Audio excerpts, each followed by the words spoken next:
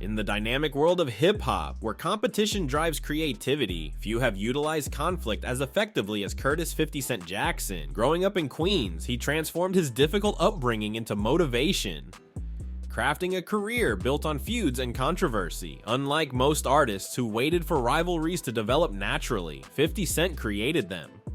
His 1999 breakout track, How to Rob, took aim at hip-hop's biggest names without provocation, marking the beginning of his aggressive approach. A master strategist, he viewed conflict as an opportunity rather than just entertainment. In a 2017 interview, he revealed that he couldn't ignore threats, he had to strike first. For 50 Cent, rap was more than music. It was a battlefield where he thrived in chaos. 50 Cent dissing rappers in How to Rob. 50 Cent made waves with his 1999 debut track, How to Rob, where he rapped over a simple beat, humorously detailing how he would hypothetically rob the biggest stars in hip-hop. The song was both playful and daring, directly targeting figures like Jay-Z, Big Pun, and others. Some artists, such as Jay-Z and Big Pun, responded with their own diss tracks, while others viewed it as outright disrespect. Ultimately, the track served as a strategic move, helping 50 Cent gain attention in a highly competitive industry. 50 Cent's beef with Nas in Piggy Bank. One of 50 Cent's notable feuds was with Nas, highlighted in his 2005 track Piggy Bank. The song included a reference to Nas's relationship with Kellis, who was famous for her song Milkshake. Unlike other rappers, Nas chose not to respond with a diss track, stating that 50 Cent didn't have enough hits to deserve a reply. This beef, while not as explosive as others, further demonstrated 50 Cent's penchant for stirring controversy to keep his name in the spotlight. How getting shot fueled 50 Cent's drive. The conflict between 50 Cent and Ja Rule intensified following 50's near-fatal shooting, which played a significant role in shaping his ruthless persona. Surviving the attack, he emerged stronger, refining his craft and catching the attention of Eminem. With the support of Dr. Dre, he released Get Rich or Die Tryin', launching him into hip-hop superstardom. The origin of 50 Cent and Ja Rule's feud. The rivalry between 50 Cent and Ja Rule predates their public diss tracks and social media insults. It originated in the late 1990s from a personal dispute. According to 50 Cent, Ja Rule believed he was connected to an individual who had robbed him at gunpoint for his chain. However, Ja Rule had a different account, claiming the conflict began when he unintentionally snubbed 50 Cent during a music video shoot on Jamaica Avenue.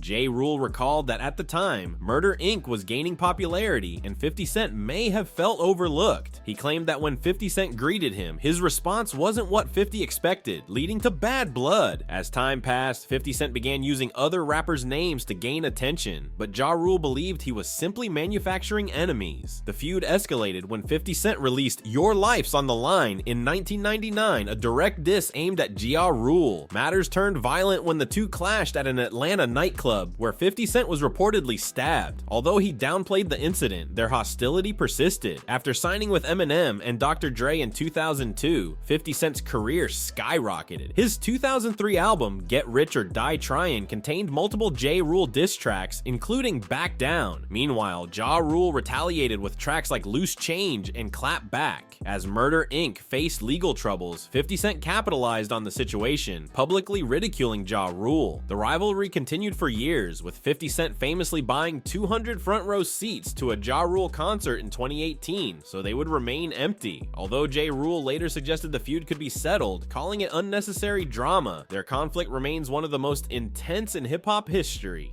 Why 50 Cent dissed Fat Joe and Jadakiss. 50 Cent's feud with Fat Joe and Jadakiss stemmed from their collaboration with J. Rule on the 2004 track New York. At the time, 50 Cent had an intense rivalry with Ja Rule and Murder Inc., and he perceived any association with them as a betrayal. His loyalty wasn't just personal, it was strategic. Anyone who worked with his enemies became a target. In his 2005 diss track Piggy Bank, 50 Cent called out Fat Joe and Jadakiss, mocking their careers and warning them against aligning with Ja Rule. In response, Fat Joe released My Fofo, accusing 50 of being obsessed with feuds and even making threats. Jadakiss, known for his sharp lyricism, responded with Checkmate, ridiculing 50 for getting shot 9 times and leveraging it for fame. Despite the hostility, both Fat Joe and Jadakiss maintained successful careers. Years later, Fat Joe reflected on the feud, recognizing 50 Cent's ability to turn conflict into a marketing strategy. For 50 Cent, feuds weren't just about personal grievances. verses. They were tools to maintain relevance and ensure his rivals struggled to compete. 50 Cent versus The Game. In 2003, 50 Cent signed The Game to his label with the goal of strengthening G-Unit. Their partnership produced hits like Hate It or Love It and How We Do, but tension soon emerged. In a 2021 Drink Champs interview, The Game claimed that 50 Cent falsely took credit for writing his album, fueling their rift. The feud escalated in 2005 when The Game refused to take sides in 50 Cent's conflicts with Jadakiss and Fat Joe. On Power 105.1, 50 Cent publicly announced that The Game had been removed from G-Unit. Matters turned violent when The Game and his entourage confronted 50 at Hot 97, resulting in a brief shootout. In retaliation, The Game released 300 Bars and Runnin', a diss track aimed at 50 Cent in G-Unit. 50 later responded in 2006 with Not Rich, Still Lyin', mocking The Game's credibility and persona. 50 Cent's feud with Rick Ross. One of 50 Cent's longest running feuds has been with Rick Ross. The conflict, which began in 2009, was fueled by 50 Cent's ability to manipulate narratives and generate publicity. Unlike many artists who avoided controversy, 50 embraced it, using conflict as a marketing tool. His ongoing rivalries with artists like Ja Rule and Rick Ross demonstrated his commitment to this strategy. While some viewed him as a troublemaker, others admired his fearless approach. Regardless of opinion, his feuds played a significant role in his enduring relevance. How 50 Cent used beef as a marketing strategy. 50 Cent never saw controversy as a risk. Instead, he leveraged it to enhance his fame. From the beginning, he embraced his role as a provocateur, understanding that feuds generated buzz. In a 2012 interview, he confidently stated that no one had dominated hip-hop better than him for a decade. His high-profile conflicts, ranging from Ja Rule to Rick Ross, cemented his reputation as hip-hop's ultimate antagonist. While his aggressive tactics brought him success,